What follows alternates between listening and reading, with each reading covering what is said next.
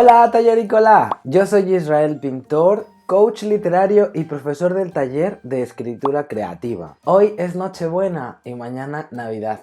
¿Qué mejor momento para hablar del subgénero narrativo con que Dickens enseñara al mundo occidental una forma nueva de celebrar y que quizá tiene a sus principales adeptos entre los niños, pero que a todos los adultos conmueve y hace pensar? Enumeraré las características del cuento de Navidad para que escribas uno y celebres estas fiestas sin enfriar tu creatividad. Para ello me basaré en los estudios del escritor y académico zacatecano Severino Salazar, en el cuento de Navidad publicado por la Universidad Autónoma Metropolitana de México, mi alma mater. Un cuento de Navidad debe 1. Suceder en Nochebuena o alrededor de esa fecha. El invierno, la atmósfera fría, explica Salazar, es el marco ideal y más tradicional de este tipo de historias, aunque lo más relevante para conseguir escribir un buen cuento de Navidad, en mi opinión, no es la reproducción de este tradicional ambiente, sino la celebración de la fiesta y el estado de ánimo que rodea a los personajes cuando ésta sucede, tal cual nos pasa en la vida real. El ambiente en este tipo de historias, aunque el contexto sea desértico o caluroso, debe representar principalmente el estado de ánimo en torno a la Navidad, meditabundo, nostálgico, reflexivo, lúdico o inclusive triste, dependiendo de la historia que vamos a contar, claro está. Así, aunque la historia de Navidad que estemos contando sucede en Mallorca o en Acapulco, el ambiente o la atmósfera material del cuento buscará representar los estados anímicos. Habitaciones de hotel muy silenciosas, jardines de flores solitarios, cosas así. 2. Apelar a los sentimientos más primarios. Miedo, ira, amor, alegría, sorpresa, disgusto, tristeza. El cuento de Navidad es sentimental en esencia y hasta contiene una fuerte dosis de estética kitsch, dice Salazar.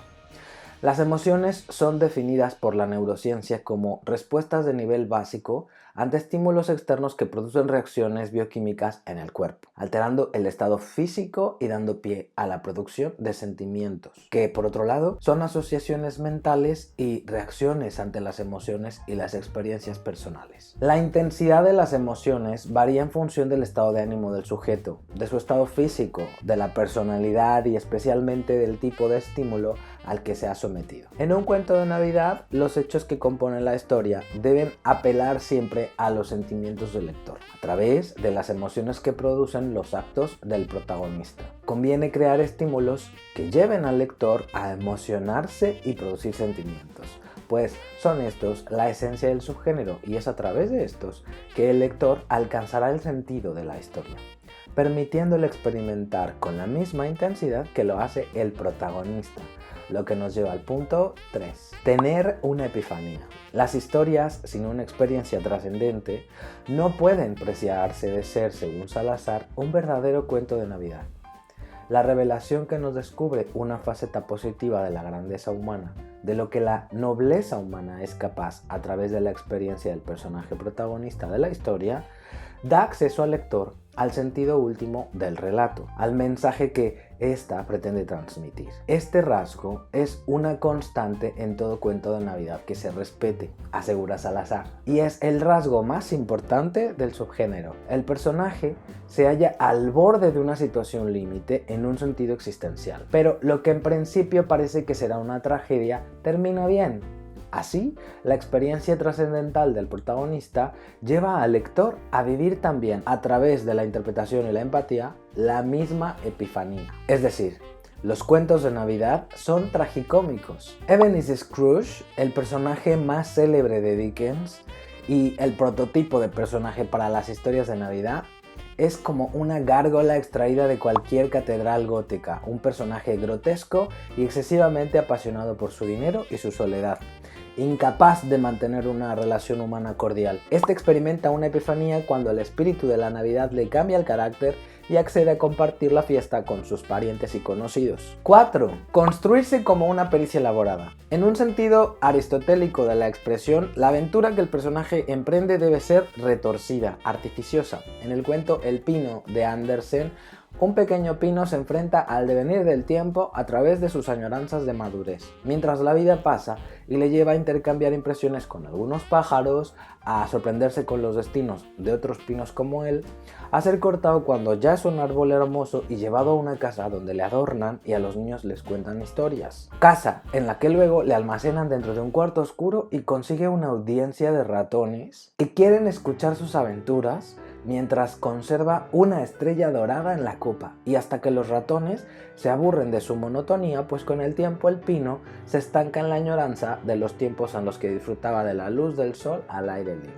En los cuentos de Navidad, las aventuras de los personajes son regularmente retorcidas y artificiosas porque los autores se valen de cualquier recurso para transmitir al lector un mensaje epifánico y sentimental. 5.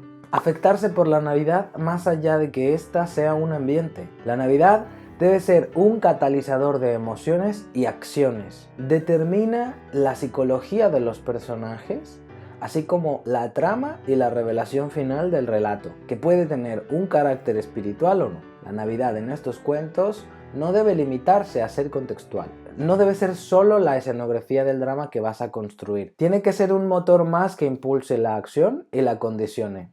Y finalmente, 6. Debe ser un divertimento. Los cuentos de Navidad son piezas literarias lúdicas donde el juego es primordial. A través de estas piezas celebramos la Navidad junto a nuestros seres queridos. La finalidad de estas historias es que nuestros lectores piensen, se emocionen y saquen conclusiones sobre el tema tratado en la historia, impulsados igualmente por el ánimo reflexivo que produce la llegada del invierno y con él la finalización del año, mientras se divierten y disfrutan de un rato altamente significativo. Los cuentos de Navidad son un pretexto para celebrar y divertirnos junto a nuestros seres queridos. Que no se te olvide, no caigas en el imperativo de hacerles pensar y sentir, porque tu esfuerzo podría caer fácilmente en el sermón cursi y adoctrinador. Ahora que estás tranquilo en casa y tienes un poco de tiempo libre, escribe tu propio cuento de Navidad para celebrar las fiestas junto a tu familia. En la descripción del vídeo te dejo una breve lista de cuentos navideños que te servirán como ejemplos a seguir. Bienvenido al taller de escritura creativa. Si te gustó este vídeo, suscríbete al canal.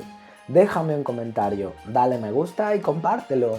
Yo soy Israel Pintor, coach literario y profesor del taller de escritura creativa. ¡Feliz Navidad y muy próspero año 2018! Nos vemos en el siguiente vídeo. Escribe que la vida son 2 días y en uno hay bloqueo. ¡Chao!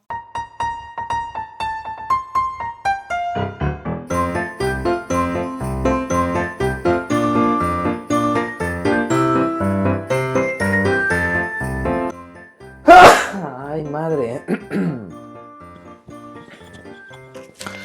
Güey, estoy súper resfriado. O sea, si no le das me gusta a este vídeo después de que me escuchas como me escuchas, que tengo la voz rota, que se me sale la flema y que estoy súper resfriado, es porque no tienes compasión de mí. Para que veas cómo te quiero y cómo me importa que esta Navidad no te quedes sin un vídeo del taller de escritura creativa. Dale me gusta, joder. Chao.